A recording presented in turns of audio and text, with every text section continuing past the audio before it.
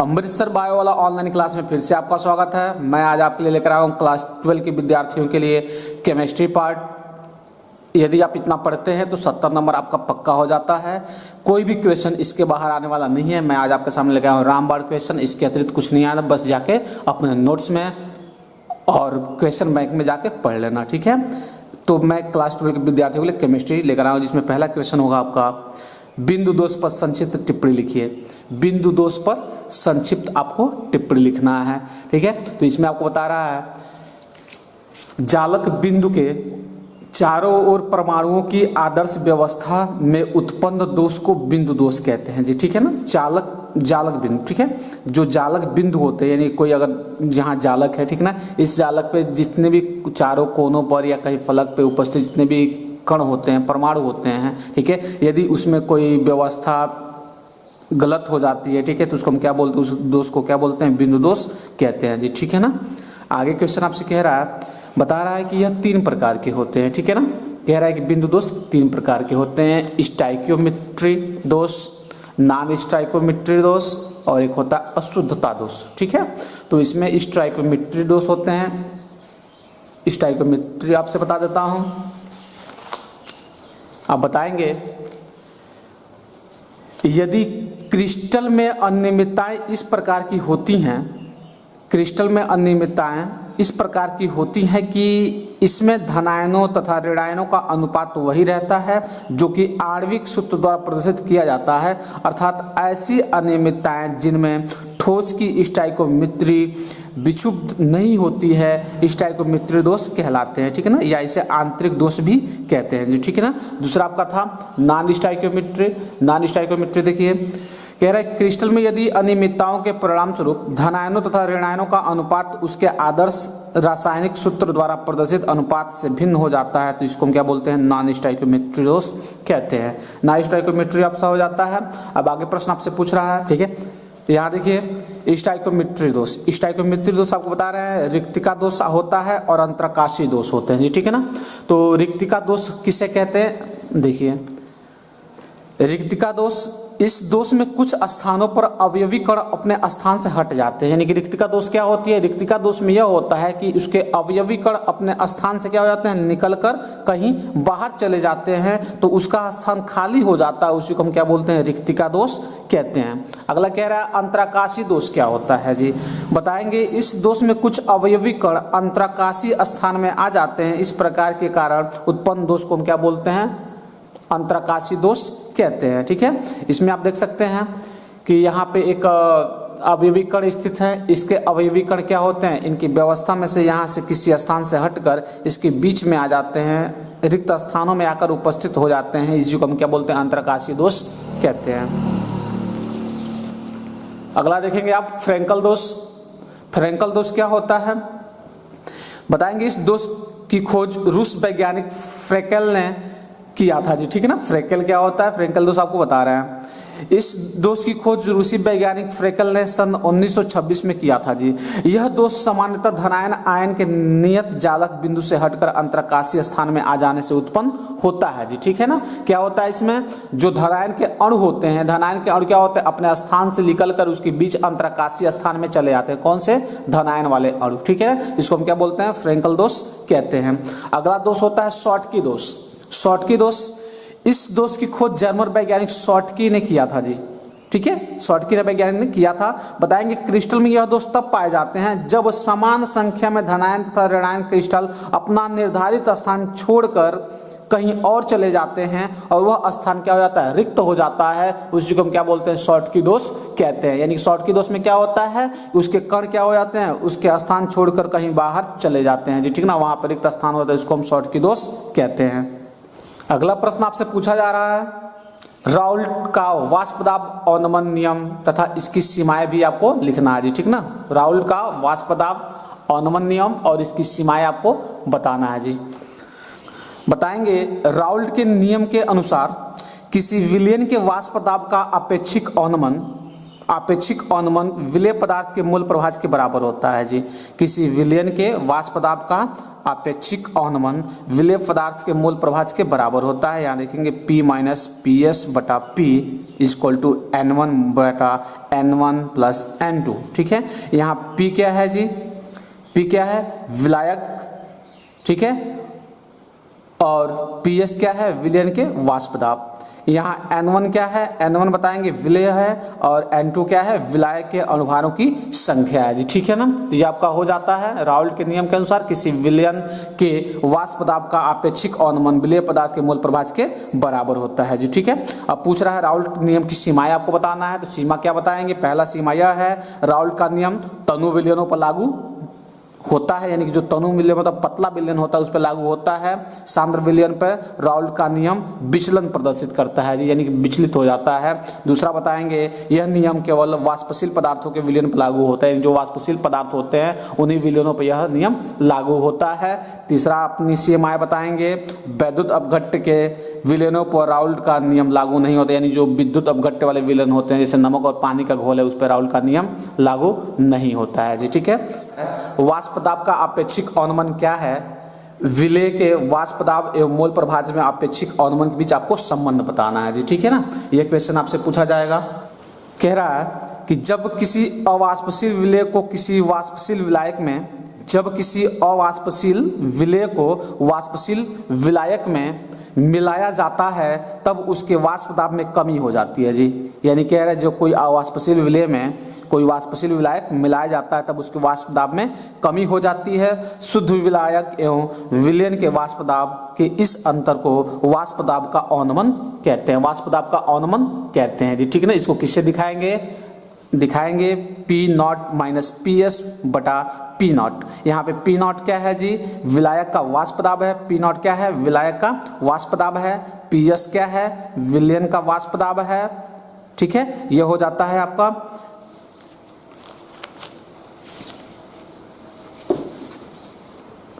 अगला प्रश्न कह रहा है परासरण तथा विसरण में अंतर बताइए। परासरण और विसरण में आपको अंतर बताना है जी। बताएंगे परासरण में अर्धपारगम्य झिल्ली का होना अनिवार्य होता है, जो परासरण क्रिया होती है उसमें अर्धपारगम्य झिल्ली का होना अनिवार्य होता है।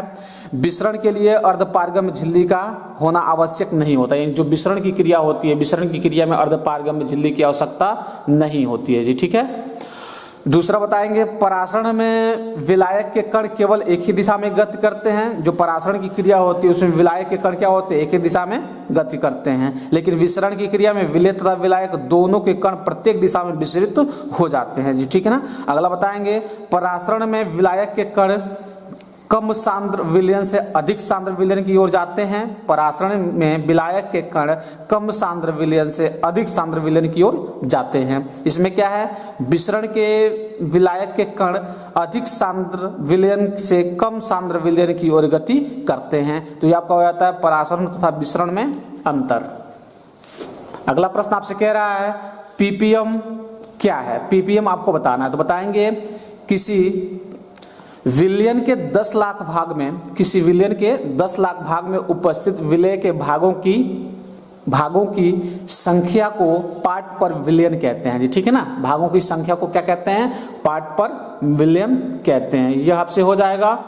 पूछेगा पीपीएम क्या है, तो पीपीएम क्या बताएंगे आप? पीपीएम बताएंगे किसी विलयन के 10 लाख भाग में उपस्थित विलेय के भागों की संख्या को पार्ट पर मिलियन कहते हैं। ठीक है ना, इसका क्या होता है? सूत्र क्या होता है? पीपीएम इक्वल टू विलेय का ग्राम तथा विलयन का ग्राम इंटू 10 लाख। ठीक है, इस पे आपसे न्यूमेरिकल पूछे जाएंगे और न्यूमेरिकल साथ साथ आपसे थ्योरी भी पूछे जाएंगे। ठीक है, न्यूमेरिकल आप तैयार कर लेंगे।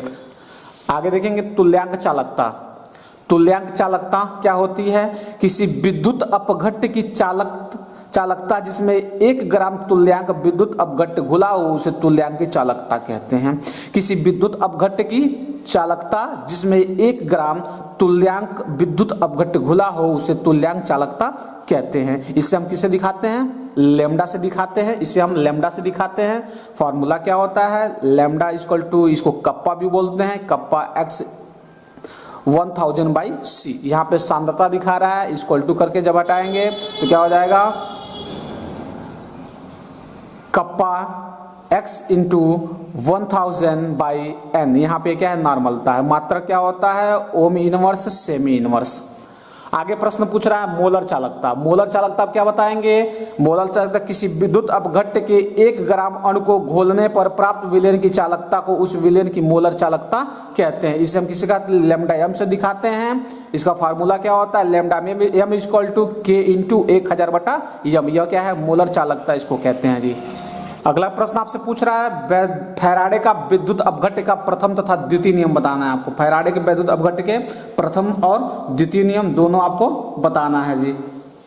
अगला क्वेश्चन कह रहा है फैराडे का विद्युत अपघट्य का प्रथम तथा द्वितीय नियम आपको बताना है जी, ठीक है ना। तो बताएंगे विद्युत अपघट्य की प्रक्रिया में किसी इलेक्ट्रोड विशेष पर मुक्त पदार्थ का द्रव्यमान विलयन में प्रवाहित की गई विद्युत की मात्रा के समानुपाती होता है। यानी कि जितने भी क्या होते हैं विद्युत अपघट्य की प्रक्रिया में किसी इलेक्ट्रोड पर जितने भी एकत्रित मुक्त द्रव्यमान विलयन प्रवाहित की विद्युत की मात्रा है और उसका जो आवेश होता है, दोनों एक दूसरे के क्या होते हैं, समानुपाती होते हैं। फैराडे का प्रथम नियम हो जाता है। द्वितीय नियम क्या होगा बताएंगे कि जब श्रेणी में जुड़े विभिन्न विद्युत अपघट्य के विलयनों को समान मात्रा में विद्युत प्रवाहित की जाती है तो इलेक्ट्रोडों का मुक्त पदार्थों के द्रव्यमान उसके तुल्यांक भारों के समानुपाती होता है जी, ठीक है। बताएंगे जब श्रेणी क्रम में जुड़े विभिन्न विद्युत अपघट्य के विलयनों के समान मात्रा में विद्युत प्रवाहित की जाती है तो इलेक्ट्रोड पर मुक्त पदार्थों के द्रव्यमान उसके तुल्यांक भार के समानुपाती होता है। यह हो जाएगा फैराडे का नियम। आगे क्वेश्चन पूछ रहा है मानक इलेक्ट्रोड विभव या नष्ट समीकरण। तो मानक इलेक्ट्रोड विभव या नष्ट समीकरण आपसे पूछा जाएगा, आप कर लेंगे। नष्ट समीकरण क्या है, E equal to E naught minus 2.303 RT बटा NF equal to log 10 1 by mn plus, ठीक है। मानक इलेक्ट्रोड विभव क्या होता है बताएंगे किसी धातु की छड़ को 25 अंश सेल्सियस पर एक मोलर धातु आयन सांद्रता के विलयन में डुबोने पर धातु और विलयन के मध्य जो विभवांतर उत्पन्न होता है उसे धातु का मानक इलेक्ट्रोड विभव कहते हैं जी, ठीक है ना। उसे धातु का हम क्या बोलते हैं, मानक इलेक्ट्रोड विभव कहते हैं, ठीक है। नष्ट समीकरण आपको बताया हूं, ठीक है। आगे कह रहा है विद्युत रासायनिक श्रेणी है तथा क्रियाशीलता घटती है और ऊपर रहते हैं तो मान कम होता है, क्रियाशीलता अधिक होती है। देख सकते हैं कह रहा है विभिन्न धातुओं तथा अधातुओं के मानक इलेक्ट्रोड विभव को बढ़ते हुए क्रम में रखने पर जो श्रेणी प्राप्त होती है उसे विद्युत रासायनिक श्रेणी कहते हैं। जब नीचे आएंगे तो मान बढ़ेगा और सक्रियता घटेगी, ऊपर रहते हैं तो मान कम होता है और सक्रियता बढ़ी रहती है। जो तत्व हाइड्रोजन से ऊपर होते हैं वो हाइड्रोजन को उसके विलयन को विस्थापित कर देते हैं, विद्युत रासायनिक श्रेणी है। आगे कह रहा है अभिक्रिया की तात्क्षणिक दर को परिभाषित कीजिए। अभिक्रिया की तात्क्षणिक दर को परिभाषित कीजिए। बताएंगे किसी निश्चित क्षण पर किसी अभिकारक अथवा उत्पाद के सांद्रता परिवर्तन की दर उस क्षण पर अभिक्रिया की दर अभिक्रिया की तात्क्षणिक दर कहलाती है जी, ठीक है ना। क्या कहलाती है, किसी निश्चित क्षण पर किसी एक अभिकारक अथवा उत्पाद की सांद्रता परिवर्तन की दर उस क्षण पर अभिक्रिया की दर अर्थात अभिक्रिया की तात्क्षणिक दर कहलाती है। आगे क्वेश्चन पूछ रहा है कि शून्य कोटि की अभिक्रिया से आप क्या समझते हैं, ठीक है। शून्य कोटि की अभिक्रिया से आप क्या समझते हैं। शून्य कोटि की अभिक्रिया का व्यंजक भी लिखना हो तो आप क्या करेंगे, उसका एग्जाम्पल आपको बताया गया है। H2 प्लस Cl सूर्य के प्रकाश के उपस्थिति में जब कराते हैं तो HCl बनता है, तो इसकी कोट क्या होती है, X इक्वल व्यंजक होता है इसका, ठीक है। तो ये शून्य कोट की अभिक्रिया आपसे पूछे जाएंगे और प्रथम कोट की अभिक्रिया भी आपसे पूछे जाएंगे, ठीक है। शून्य कोटि की अभिक्रिया आपसे पूछे जाएंगे तो बताएंगे वह अभिक्रिया जिसकी प्रगति में अभिकारक के किसी अणु का सांद्रण परिवर्तन नहीं होता है अर्थात जिसका वेग अभिकारक के सांद्रता पर निर्भर नहीं करता है उसे शून्य कोटि की अभिक्रिया कहते हैं जी, ठीक है ना। वह अभिक्रिया जिसकी प्रगति में अभिकारक के किसी भी अणु का परिवर्तन नहीं होता है अर्थात जिसका वेग अभिकारक की सांद्रता पर निर्भर नहीं करता है उसको शून्य कोटि की अभिक्रिया कहते हैं। जैसे H है और Cl है, जब सूर्य के प्रकाश की उपस्थिति में क्रिया कराते हैं तो HCl बनता है जी, ठीक है। यह आपका शून्य कोटि का एक एग्जाम्पल हो जाता है। आगे कह रहा है कि प्रथम कोटि की अभिक्रिया के लक्षण बताइए। तो इसका समीकरण क्या होता है, K equal to 2.303 by T log 10 A बटा A माइनस एक्स, ठीक है। प्रथम कोटि की अभिक्रिया वह अभिक्रिया जिसका वेग केवल एक ही अभिकारक की सांद्रता पर निर्भर करता है प्रथम कोटि की अभिक्रिया कहलाती है जी, ठीक है ना। एग्जाम्पल के लिए ले सकते हैं, जैसे शक्कर है C12H22O11, इसको जब जल से हम क्या करते हैं अपघटित कराते हैं तो क्या होता है जी, ग्लूकोज और फ्रक्टोज में यह टूट जाता है।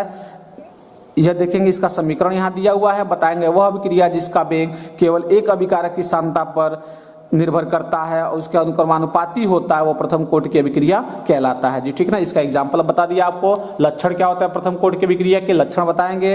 प्रथम कोटि की अभिक्रिया का वेग के का मान अभिकारक की सांद्रता की इकाई पर निर्भर नहीं करता है, यह केवल समय पर निर्भर करता है। इस अभिकारक के लिए log a माइनस x और t के मध्य ग्राफ खींचे जाते हैं जो कि सरल रेखा प्राप्त होती है, ठीक है। प्रथम कोटि की अभिक्रिया का अर्ध आयुकाल अभिकारकों की प्रारंभिक सांद्रता पर निर्भर नहीं करती है, अभिक्रिया के पूर्ण होने में अनंत समय लगता है जी, ठीक है। ये आपसे हो जाएगा प्रथम कोटि की अभिक्रिया। आगे कह रहा है अभिक्रिया की कोटि और आणविकता में बताइए। आणविकता किसी रासायनिक अभिक्रिया में भाग लेने वाले अभिकारक अणुओं की न्यूनतम संख्या को अभिक्रिया की आणविकता कहते हैं जी। किसी रासायनिक अभिक्रिया में भाग लेने वाले अभिकारक अणुओं की न्यूनतम संख्या को हम क्या बोलते हैं, अभिक्रिया की आणविकता कहते हैं। उसका एग्जाम्पल क्या होगा, NH4NO2, इसको जब तोड़ेंगे तो H2O और नाइट्रोजन में टूट जाता है, इसको हम आणविकता कहते हैं। कह रहे हैं अमोनिया नाइट्राइड को गर्म करने पर होने वाले अभिक्रिया में अमोनियम नाइट्राइड एक अणु भाग लेता है, इसकी आणविकता 1 है, ठीक है, इसको हम आणविकता कहते हैं। फिर पूछ रहा था कोटि किसे कहते हैं, कहते हैं किसी रासायनिक अभिक्रिया में भाग लेने वाले पदार्थों के अणुओं की वह संख्या जिसका सांद्रण अभिक्रिया की प्रगति में परिवर्तन होता है उसे अभिक्रिया की कोटि कहते हैं जी, ठीक है। अगला प्रश्न पूछा जा रहा है, मैं आपसे दिखाया भी हूं आणविकता और कोटि में अंतर क्या होता है।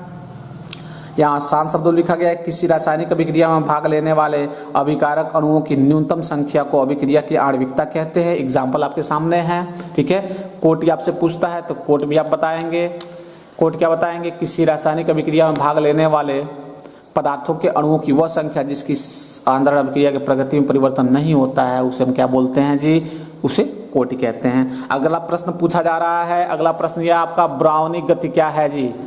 ब्राउनी गति क्या है बताएंगे। कोलाइडी सॉल में कोलाइडी कणों की लगातार टेढ़ी मेढ़ी गति को हम क्या बोलते हैं, ब्राउनी गति कहते हैं जी, ठीक है। ब्राउनी गति कहते हैं, जैसे मान लीजिए अगर कोई कोलाइडी कण है, इसमें क्या होते हैं, उसके कण जो होते हैं कभी इधर कभी इधर टेढ़ी मेढ़ी दिशा में गति करते हैं तो इसको हम क्या बोलते हैं जी, ब्राउनी गति कहते हैं, ठीक है। कोलाइडी सॉल में कोलाइडी कणों की लगातार टेढ़ी मेढ़ी गति को हम क्या बोलते हैं, ब्राउनी गति कहते हैं। आगे कह रहा है टिप्पणियां लिखने के लिए आएंगी। स्कंदन, स्कंदन क्या होते हैं जी बताएंगे। कोलाइडी विलेनों को विद्युत अपघट्य के विलेनों द्वारा अवक्षेपित करने की क्रिया को हम स्कंदन कहते हैं। स्कंदन क्या होता है, जैसे आप क्या करते हैं, दूध लिए हो, दूध में आप क्या करते हैं, नींबू निचोड़ दें, नींबू क्या करता है, दूध को तोड़ देता है, यानी दूध के जो कण होते हैं कोलाइडी कण वो क्या होते हैं, आपस में थक्का बना लेते हैं, तो इसको हम क्या बोलते हैं, स्कंदन कहते हैं। हमारा ब्लड है, ब्लड क्या होता है, अगर उसमें कोई हम अनेक प्रकार का प्रोटीन मिला दें, ठीक है ना, तो हमारा ब्लड क्या हो जाता है, जम जाता है गलत ब्लड चढ़ाने से, ठीक है। तो ये सब क्या होते हैं, इसी को हम स्कंदन कहते हैं, कोगुलेशन कहते हैं जी, ठीक है ना।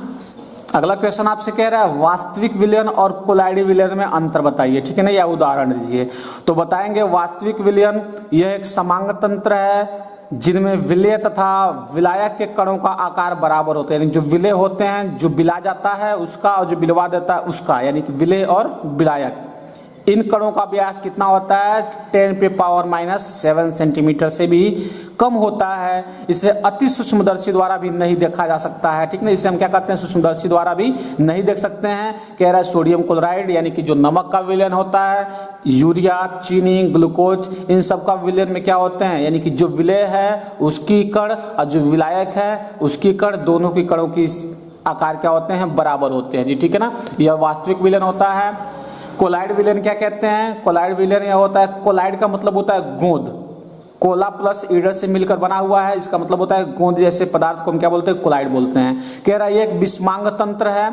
कोलाइडी विलयन में विभिन्न भिन्न व्यासों के कण उपस्थित होते हैं। इस विलयन में विलेय के कणों का व्यास 10⁻⁻4 से 10⁻⁷ सेंटीमीटर होता है जी, ठीक है ना।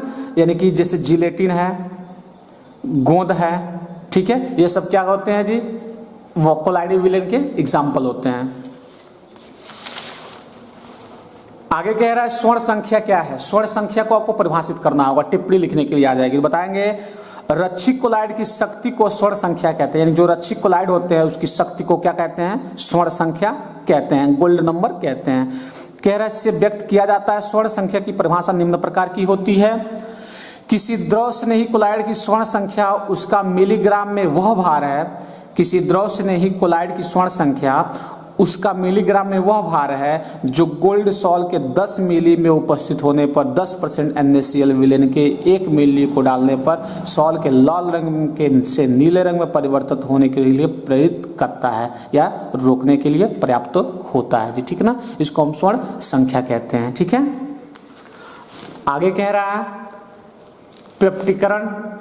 पेप्टिकरण पे आपसे टिप्पणी पूछे जाएंगे। पेप्टिकरण की बताएंगे, पेप्टिकरण की विधि स्कंदन के विपरीत है, यानी कि स्कंदन का मतलब होता है जमना, इसकी विपरीत होती है। ताजे बने हुए अवक्षेप को किसी विद्युत अपघट्य के तनु विलयन के साथ हिलाने पर कोलाइडी विलयन प्राप्त होता है। जैसे फेरिक हाइड्रोक्साइड के ताजे अवक्षेप में फेरिक कोलाइड का विलयन मिलाने पर लाल रंग का अवक्षेप हमको मिल जाता है। तो पेप्टिकरण क्या होती है? स्कंदन के विपरीत होती है। इसमें ताजे बने हुए अवक्षेप को किसी विद्युत अपघट्य के तनु विलयन के साथ हिलाने पर कोलाइडी विलयन प्राप्त होता है। जैसे फेरिक हाइड्रोक्साइड है को ताजे अवक्षेप को जब हिलाएंगे तो विलयन का लाल रंग प्राप्त होता है। तो पेप्टिकरण ये हो जाती है। अगला प्रश्न आपसे पूछा जा रहा है द्रव कोलाइडी स्नेही क्या होते हैं? द्रव स्नेही कोलाइड क्या होते हैं? बताएंगे वे कोलाइड पदार्थ जो विलायक के संपर्क में आकर तुरंत कोलाइडी कणों से विभाजित होकर कोलाइडी विलयन बनाते हैं, द्रव स्नेही कोलाइड कहलाते हैं जी, ठीक ना। वे कोलाइडी पदार्थ जो विलायक के संपर्क में आकर तुरंत कोलाइडी कणों में विभाजित होकर कोलाइडी विलयन बनाते हैं, द्रव स्नेही कोलाइड कहलाते हैं जी, ठीक है।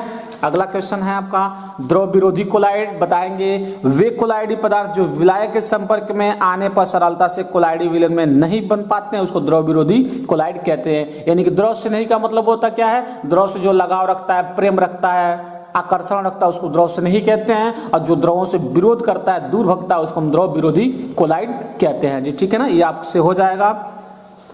अगला प्रश्न आपसे पूछा जाएगा टिप्पणी लिखने के लिए विद्युत कण संचलन पर, द्रव स्नेही कोलाइड पर, द्रव विरोधी कोलाइड पर बताया हूं, टिंडल प्रभाव आपसे पूछे जाएंगे, ठीक है ना। तो इसमें क्या है? विद्युत कण संचलन और टिंडल प्रभाव क्या होते हैं देखिए।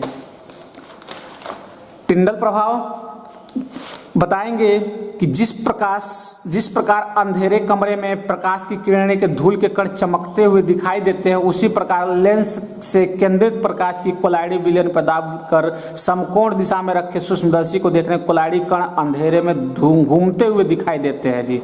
यानी कि आपको बताना है कि जैसे हम क्या करते हैं, अगर कोई हमारा दीवाल हो, दीवाल को छेद कर कोई प्रकाश प्रवेश कर रही है, जब यह प्रकाश प्रवेश करेगी तो इसके मार्ग में जितने भी छोटे छोटे कण क्या होते हैं? दिखाई देने लगते हैं जी, ठीक है ना। तो इसको हम क्या बोलते हैं? टिंडल प्रभाव कहते हैं। इसी तरह से कह रहा है कि जब किसी सूक्ष्मदर्शी से हम क्या करते हैं, जब किसी विलयन में देखते हैं प्रकाश के माध्यम से, तो विलयन के कण हमको दिखाई देने लगते हैं, उसी को हम क्या बोलते हैं? टिंडल प्रभाव कहते हैं जी। अगला क्वेश्चन कह रहा है आपका विद्युत कण संचलन क्या है? बताएंगे कोलाइडी कणों पर धनात्मक या ऋणात्मक विद्युत आवेश होता है। ये जो कोलाइडी कण होते हैं उस पर धनात्मक भी आवेश होते हैं और ऋणात्मक भी आवेश होते हैं, जिससे यह कण विद्युत क्षेत्र में प्रभाव के विपरीत आवेशित इलेक्ट्रोड की ओर अभिगम करते हैं। तो विद्युत क्षेत्र में कोलाइडी कणों का विपरीत आवेश इलेक्ट्रोड की ओर गति करने की घटना को हम विद्युत कण संचलन कहते हैं जी, ठीक है ना। ये हो जाएगा आपका, यानी कि धनायन है तो ऋण की तरफ गति करेगा, ऋण है तो धन की तरफ गति करता है, यानी कि उल्टा गति करने की क्रिया को हम क्या बोलते हैं? विद्युत कण संचलन कहते हैं जी। अगला प्रश्न आपसे पूछा जा रहा है कि हार्डी-सुलजे नियम को स्पष्ट कीजिए। हार्डी-सुलजे का नियम ये ज्यादा इंपॉर्टेंट होने वाला है परीक्षा के दृष्टिकोण से। बताएंगे कि अधिक मात्रा में वैद्युत अपघट्य मिलाकर किसी कोलाइडी विलयन की स्कंदन क्रिया के लिए हार्डी-सुलजे ने निम्नलिखित 2 नियम बनाए थे। यानी कह रहा है कि कोई विद्युत अपघट्य मिलाकर किसी कोलाइडी विलयन में हम क्या कर देते हैं? उसका स्कंदन करा देते हैं। जैसे मान लीजिए विद्युत अपघट्य पदार्थ अगर नींबू है, तो नींबू को हम क्या कर दें, दूध के विलयन में डाल दें तो क्या हो जाएगा जी, दूध फट जाता है, स्कंदन हो जाता है। तो कह रहा है उसके लिए हार्डी सुलझे ने क्या किया था, अपना कुछ नियम बनाया था जी। ठीक है, कह रहे हैं कोलाइडी विलयन के स्कंदन के लिए मिलाए गए वैद्युत अपघट्य के आयन सक्रिय होते हैं जिनका आवेश कोलाइडी कणों के आवेश के विपरीत होता है। यदि जैसे मैं दूध का एग्जांपल बार बार बता रहा हूं आपको, तो अगर सपोज डेट मान लिया जाए कि दूध क्या है, यानी ऋणावेशित है और नींबू जो है, नींबू का रस धनावेशित है, दोनों विपरीत आवेश के होते हैं। दोनों जब जाएंगे तो आपस में क्रिया करके स्कंदन कर लेते हैं जी। ठीक है ना, ये आपसे हो जाएगा।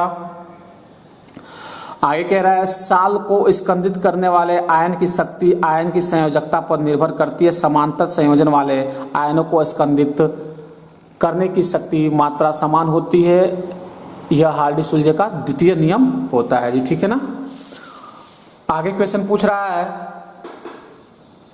सल्फ्यूरिक अम्ल निर्जल CaCl2 P2O5 का प्रयोग NH3 के शुष्कन में क्यों नहीं किया जाता। यानी सल्फ्यूरिक अम्ल जो है, सल्फ्यूरिक अम्ल निर्जल CaCl2 P2O5 का प्रयोग NH3 गैस के शुष्कन में क्यों नहीं किया जाता है। यानी कह रहा है सल्फ्यूरिक अम्ल या फिर निर्जल CaCl2 या फिर P2O5 का प्रयोग NH3 के शुष्कन के लिए क्यों नहीं किया जाता है। तो आप बताएंगे क्योंकि यह सल्फ्यूरिक अम्ल के साथ अभिक्रिया करके अमोनियम सल्फेट बनाता है जी। क्योंकि यह अमोनियम के साथ क्रिया करके, अमोनिया के साथ क्रिया करके क्या करता है जी, अमोनिया के साथ क्रिया करके H2SO4 अमोनियम सल्फेट बनाता है जी। ठीक है, ये हो जाएगा।